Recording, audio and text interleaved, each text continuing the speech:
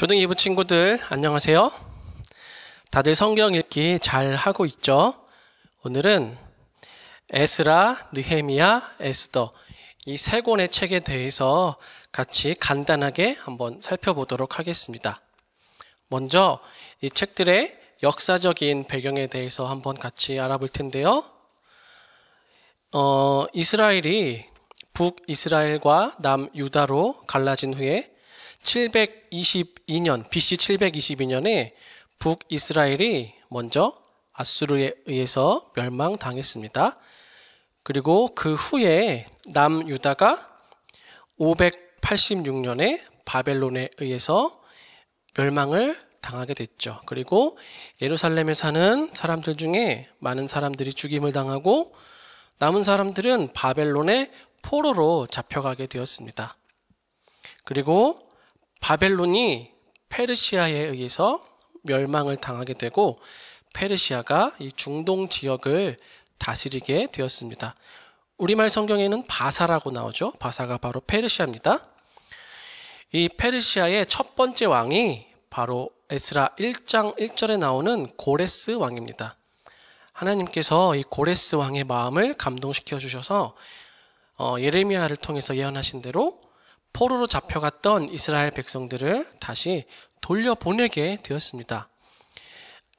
이스라엘 백성은요, 총 3번에 걸쳐서 1차, 2차, 3차 3번에 걸쳐서 예루살렘으로 돌아와서 무너진 성전을 다시 짓고요, 예루살렘 성을 다시 쌓는 일들을 하게 됩니다.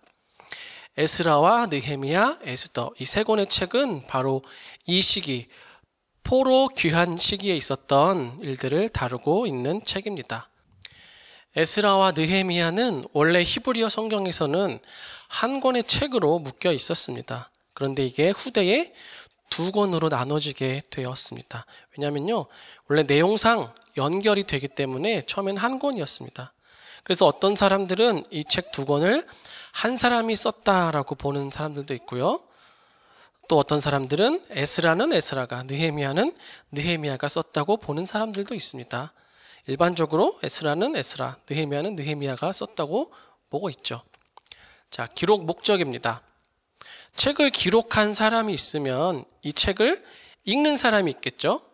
이 책은 당시에 그 바벨론 포로에서 귀환한 남유다 백성들을 위해서 기록되었습니다. 지금 이 사람들의 상황은 어떨까요? 이들은 포로로 끌려간 지 대략 70년 만에 다시 예루살렘으로 돌아오게 되었습니다. 그 중에 많은 사람들은 바벨론에서 태어난 사람들이고요. 그래서 예루살렘은 가본 적이 없는 사람들이겠죠. 또 일부는요, 예루살렘에서 어릴 때 살다가 70년 만에 돌아가게 된 사람들도 있습니다. 그래서 이들에겐요, 예루살렘이 굉장히 낯설고 마치 외국처럼 그렇게 느껴졌을 것입니다. 그리고요, 거기 예루살렘에는 여전히 남아있는 사람들이 있고요, 또 이방인들도 와서 살고 있었습니다. 그리고 이 땅은 페르시아가 이제 다스리게 되었는데, 예전에 북이스라엘의 수도였던 사마리아의 지도자들이 페르시아의 권력 아래에서 이 지역을 관리하고 있었습니다. 사마리아와 예루살렘은 옛날부터 서로 관계가 좋지 않았기 때문에요. 그래서 이 사마리아의 지도자들은 포로에서 돌아온 이 유다 사람들을 좋게 생각할 리가 없죠. 그래서 이들이 하는 일에 사사건건 방해하게 됩니다. 자, 이렇게 다시 돌아온 이 유다 사람들은요, 여러 가지 복잡한 상황 속에 놓이게 되었습니다. 그리고 이 사람들 중에는, 이 돌아온 사람들 중에는요, 이방인과 결혼해서 사는 사람들도 있었습니다. 이것은 하나님께서 말씀하신 계명을 어기는 일이었죠. 하나님의 백성으로서 하나님의 말씀대로 살고 있지 않는 그런 모습들이 이들 안에 있었습니다. 자, 그래서 이런 여러 가지 복잡한 상황들 속에서 가장 이들에게 시급한 일이 무엇이냐? 바로 이들이 누구인지 그들의 정체성을 회복하는 일이었습니다. 그들은 하나님과 언약 관계 안에 있는, 여전히 하나님의 백성이라는 사실을 그들이 다시 기억하고 하나님의 백성으로 회복하는 것이 급한 일이었습니다. 그래서요, 이 책들 안에는 성전 건축이 아주 중요한 문제로 다뤄지고 있죠.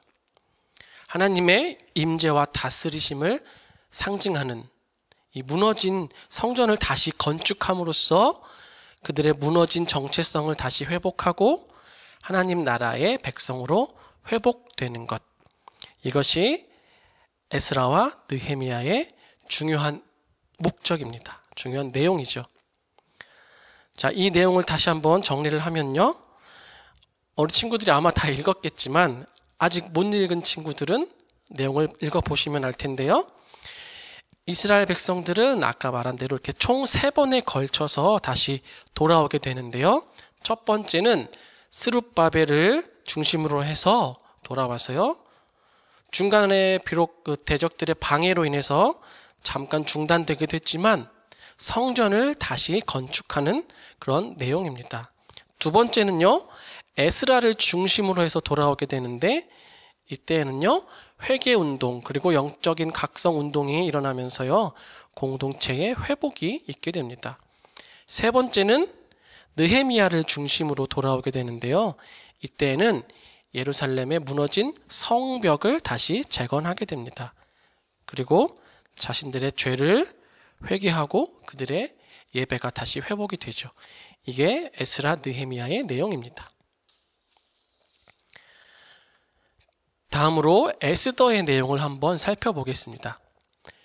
에스더의 저자는 정확히 알려져 있지 않아요. 그리고 역사적인 배경은요, 아까 얘기했던 그 페르시아 제국 시대에 아하수에로 왕 때 있었던 일입니다. 포로로 잡혀갔던 이스라엘 백성들 중에서요, 모르드게와 에스더를 통해서 일어난 사건에 대해서 기록을 하고 있습니다. 이 책은 읽어보면 아시겠지만 읽기가 어렵지 않고요, 정말 재밌습니다. 재미있는 사극 영화 한 편 보는 것처럼 흥미진진한 이야기로 구성이 되어 있습니다. 모르드게와 하만 사이의 갈등, 그리고 에스더에 대한 아하수에로 왕의 사랑, 그리고 처절한 복수 등 참 재미있는 이야기들로 구성이 되어 있습니다. 그런데 이 책은 특이한 점이 몇 가지가 있는데요. 책 전체에 하나님에 대한 언급이 한 번도 없습니다. 그리고 또 굉장히 잔인한 복수에 대해서 말하고 있습니다. 하나님의 성품과 어울리지 않는다는 것이죠. 그래서 어떤 사람들은 이렇게 얘기합니다. 아니, 이 책에 하나님에 대한 언급도 한 번도 없고 또 이렇게 잔인한 복수의 이야기가 있는데 이게 왜 성경책에 들어가 있어야 하느냐, 이렇게 주장하는 사람들도 있죠. 하지만 그렇지 않습니다. 이 책에 비록 하나님에 대해서 구체적으로 언급이 되어 있지 않은 것처럼 보이지만 분명히 하나님에 대한 암시들이 존재합니다. 이 책 안에서 일어나는 모든 일들이 우연으로 보기에는 너무나도 절묘하게 유다 백성들을 위해서 진행이 됩니다. 누군가가 이를 이렇게 만들지 않는 이상 이렇게 모든 일이 딱딱 맞아 떨어진다는 게 참 어려울 정도로 그렇게 일이 진행이 되죠. 결국 이것은 하나님께서 자기 백성을 위해서 이 모든 일들을 주관하고 계신다는 하나님의 섭리에 대해서 나타내고 있는 것을 우리는 보게 됩니다. 그리고 잔인하게 보이는 이 복수 역시도 하나님의 관점에서는 필요한 일이라는 것이죠. 성경에는 여기 말고도 이런 내용이 또 나오죠.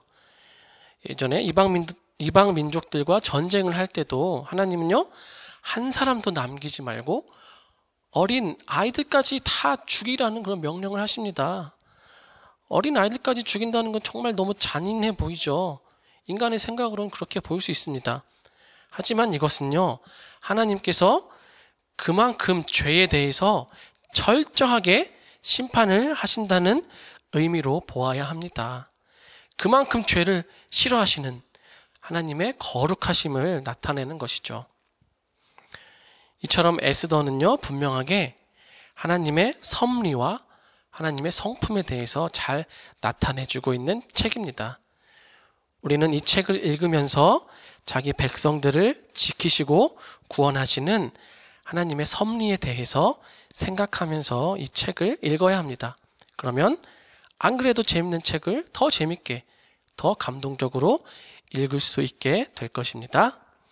자, 우리 친구들 성경 읽기 열심히 합시다. 화이팅!